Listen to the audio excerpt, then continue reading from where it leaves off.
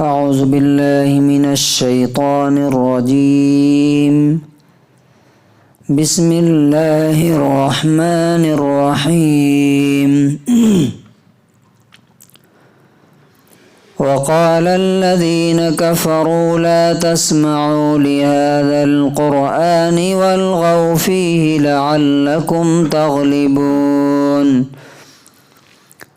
فلنذيقن الذين كفروا عذابا شديدا ولنجزينهم أسوأ الذي كانوا يعملون۔ سورہ حامیم السجدہ آیت نمبر 26 اور 27۔ اور کافر یہ کہتے ہیں کہ اس قرآن کو مت سنو اور اس میں شور مچا دو، آوازیں کر دو تاکہ تم جیت جاؤ، تم غالب ہو جاؤ۔ تو ہم ضرور ایسے کافروں کو سخت سزا دینے والے ہیں اور ان کے بدترین اور برے کاموں کا بدلہ دینے والے ہیں۔ اس آیت کے اندر دیکھیے، قرآن سے روکنے والے کا اللہ تبارک و تعالیٰ نے کتنا بھیانک انجام بتایا۔ قرآن جو اللہ نے اتارا ہے، کس لیے اتارا؟ نبی صلی اللہ علیہ وسلم کا مین کام کیا تھا؟ یتلو علیہم آیاتہ ویعلمہم الکتاب۔ آپ کی ڈیوٹی اور آپ کی سب سے بڑی سنت یہ تھی کہ آپ لوگوں کو یہ کتاب قرآن پڑھ کے سنائیں، اور صرف پڑھ کے سنائیں نہیں بلکہ اس کتاب کا معنی اور مطلب اور مفہوم سمجھائیں۔ یعلمہم الکتاب، اس کتاب کو سکھائیں۔ اور یہی کام ان کے بعد علماء کا ہے، چونکہ جو نبی کا کام ہے وہی علماء کا کام ہے۔ لیکن آج ہم دیکھ رہے ہیں کہ قرآن کی طرف بلانے کے بجائے قرآن سے روکا جا رہا ہے لوگوں کو۔ اور یہ کون کر رہے ہیں؟ علم رکھنے والے، دین کا کام کرنے والے، جو سمجھتے ہیں کہ ہم دین کا کام کر رہے ہیں، وہ لوگوں کو بتاتے ہیں یہ قرآن مت سننا، اور الگ الگ بہانوں سے فلاں گروپ کے آدمی ہیں، یہ لوگ گمراہ ہیں، اچھے نہیں ہیں۔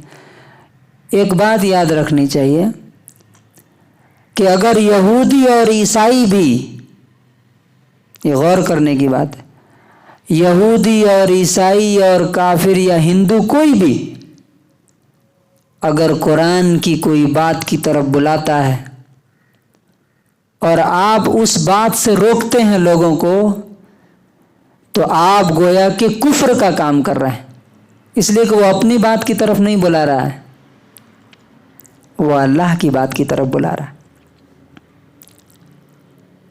اللہ تعالیٰ نے اس میں کہا، اچھا اس سے پہلے ایک اور بات سمجھیے۔ عام طور سے آج لوگ کیا سمجھتے ہیں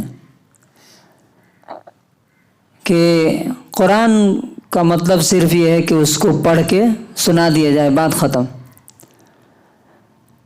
قرآن کے سورۃ الفرقان میں جو آیت ہے، وقال الرسول یا رب ان قوم اتخذوا هذا القرآن مہجورا، کہ رسول قیامت کے دن کہیں گے کہ میرے رب، میری قوم نے قرآن کو چھوڑ دیا تھا۔ اس کی تفسیر میں مولانا اشرف علی تھانوی رحمۃ اللہ علیہ لکھتے ہیں کہ اس کے چھوڑنے میں اس کا پڑھنا، اس کا سمجھنا، اس پر عمل کرنا اور اس کی طرف بلانا، یہ چاروں چیزیں شامل ہیں۔ اگر کوئی صرف پڑھتا ہے اور سمجھتا نہیں ہے، عمل نہیں کرتا ہے، سمجھاتا نہیں ہے لوگوں کو، بتاتا نہیں ہے، تو بھی وہ قرآن کا چھوڑنے والا ہے۔ تو سوچئے کہ اگر کوئی بھی ہو، کوئی عام آدمی ہے یا کوئی عالم ہے، خالی پڑھتا ہے قرآن، اللہ کی کتاب سمجھاتا نہیں لوگوں کو، بلکہ انسانوں کی لکھی ہوئی کتاب سمجھاتا ہے، پڑھاتا ہے روزانہ ڈیلی، اور کسی دن خدا کی کتاب کھول کر کے لوگوں کو نہیں بتاتا کہ اس میں اللہ نے کیا لکھا ہے، وہ بھی اس قرآن کا چھوڑنے والا ہے، اور قیامت کے دن اللہ کے رسول اس کے خلاف کھڑے ہوں۔ تو اس میں جو بتایا گیا کہ کفر کرنے والے کہتے ہیں کہ اس قرآن کو مت سنو، تو آج کفر کرنے والے نہیں کہہ رہے ہیں، آج ایمان والے بول رہے ہیں، اپنے آپ کو ایمان کہنے والے، گویا کہ قرآن سے روکنے والا مسلمان نہیں ہو سکتا ہے، کافر ہی ہوگا۔ اللہ تعالیٰ نے کہا وَقَالَ الَّذِينَ كَفَرُوا، کفر کرنے والے بول رہے ہیں کہ قرآن مت سنو۔ تو نبی کے زمانے میں جو کام کفر کرنے والے کرتے تھے، آج علم رکھنے والے اور دین کا کام کرنے والے وہی کام کر رہے ہیں، قرآن سے لوگوں کو روک رہے ہیں، مت بیٹھنا یہاں پہ، غلط لوگ ہیں۔ تو اللہ تعالیٰ نے اس کی سزا بھی بیان کی، چونکہ میری کتاب سے روک رہے ہیں نا، اللہ کی کتاب سے، اللہ کی بات سے لوگوں کو روک رہے ہیں، تو اللہ تعالیٰ کہتا ہے فَلَنُذِيقَنَّ الَّذِينَ كَفَرُوا عَذَابًا شَدِيدًا، ایسے کفر کرنے والوں کو جو قرآن سے روک رہے ہیں، سخت پنشمنٹ، انتہائی بدترین سزا دینے والے ہیں، اور ان کے برے کاموں کا بہت برا بدلہ ان کو ملنے والا۔ گویا کہ یہ اتنا بڑا سنگین جرم ہے، اتنا بڑا کرائم ہے یہ، کہ اللہ تعالیٰ نے اسپیشلی بتایا کہ ایسے لوگوں کے لیے سخت سزا ہم نے تیار کر رکھی۔ اب دیکھیے قرآن جو ہے قیامت کے دن گواہی دے گا، کسی کے فیور میں گواہی دے گا، یہ حدیث میں ہے نا، القرآن حجت لک او علیک، مسلم کی حدیث ہے کہ قرآن یا تو تمہارے فیور میں گواہی دے گا قیامت کے دن یا تمہارے خلاف۔ تو سوچئے اگر آپ قرآن سننے سے لوگوں کو روک رہے ہیں تو آپ کے فیور میں گواہی دے گا یا آپ کے خلاف گواہی دے گا؟ ہونا تو یہ چاہیے کہ اس قرآن کی طرف لوگوں کو بلایا جائے، جیسا کہ رسول اللہ صلی اللہ علیہ وسلم نے پوری زندگی اسی کتاب کی طرف لوگوں کو بلایا۔ وہ انسانوں کی لکھی ہوئی کتاب پڑھ کے نہیں سناتے تھے لوگوں کو، قرآن سناتے تھے، خود قرآن کہتا ہے۔ تو جو لوگ بھی ایسا کرتے ہیں ان کا انجام کیا ہوتا ہے، اب دیکھیے ایک مثال دے کے میں بات ختم کروں گا۔ ابو لہب نبی صلی اللہ علیہ وسلم کا چچا تھا۔ نبی صلی اللہ علیہ وسلم جب قرآن پڑھ کے لوگوں کو سناتے تھے تو بولتا تھا مت سنو، یہ پاگل ہے، دیوانہ ہے یہ۔ اس کا انجام کیا ہوا آپ کو معلوم ہے؟ اس کے بدن میں پھوڑے نکل گئے اور ان سے بڑی شدید جلن ہوتی تھی، جیسے کینسر کے پھوڑے ہوتے ہیں نا، اس طرح سے، ہو سکتا ہے کینسر ہی ہو۔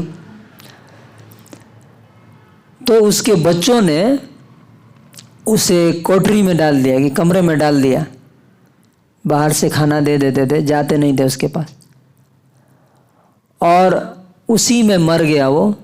3 دن تک سڑتا رہا اسی میں۔